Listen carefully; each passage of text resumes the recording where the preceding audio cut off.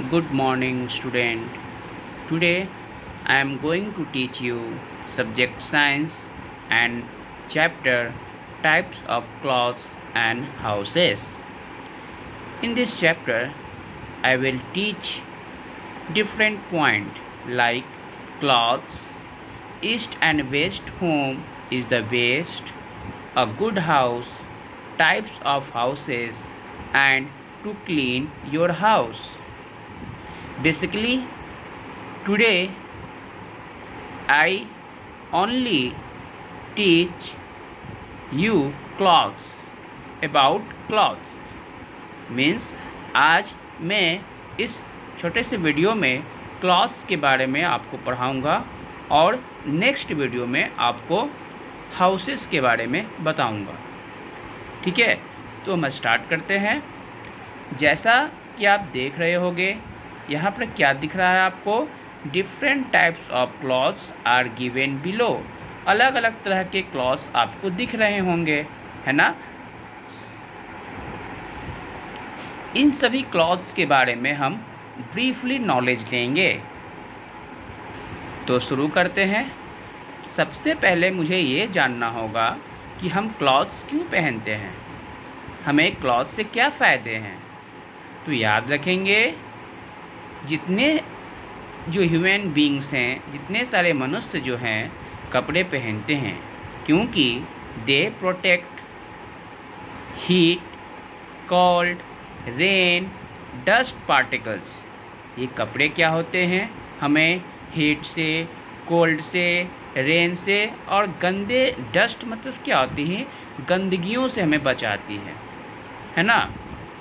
अलग अलग तरह के कपड़े अलग अलग तरह के ट्रेडिशनल में भी पहने जाते हैं। जैसे कि आप देख रहे होंगे पंजाब में अलग तरह के कपड़े का यूज होता है या अलग तरह के वहाँ के लोग कपड़े पहनते हैं। इसी तरह से आप महाराष्ट्र में देखोगे तो आपको इस तरह के कपड़ा दिखाई देगा कि वे लोग वहाँ के इस तरह के कपड़े पहनते हैं।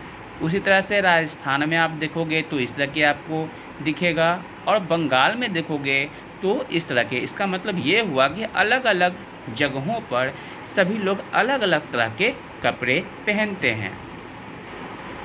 आप अगर कपड़ों को अगर ध्यान से देखोगे तो आप नोटिस करोगे कि उसमें बहुत ही फाइबर होते हैं, बहुत ही रेशे होते हैं, है ना।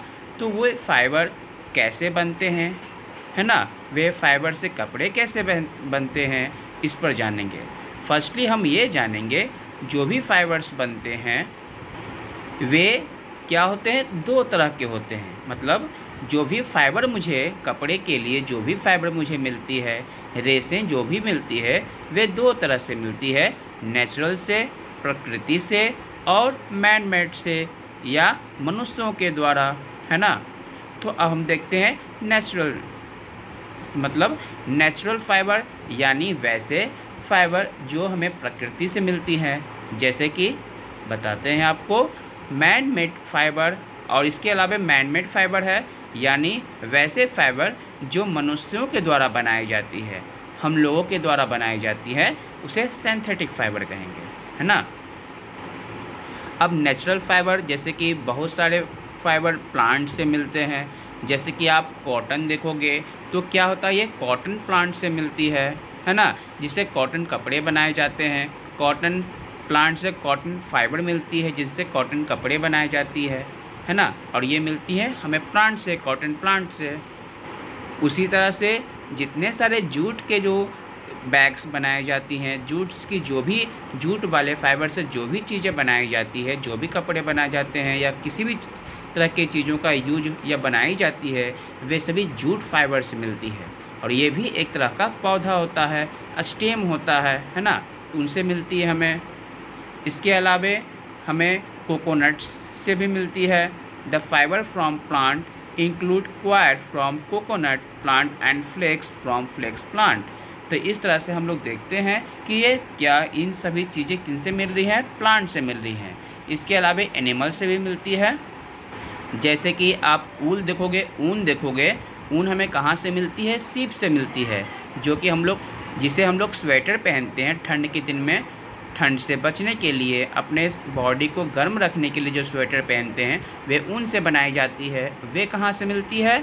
सीप से मिलती है।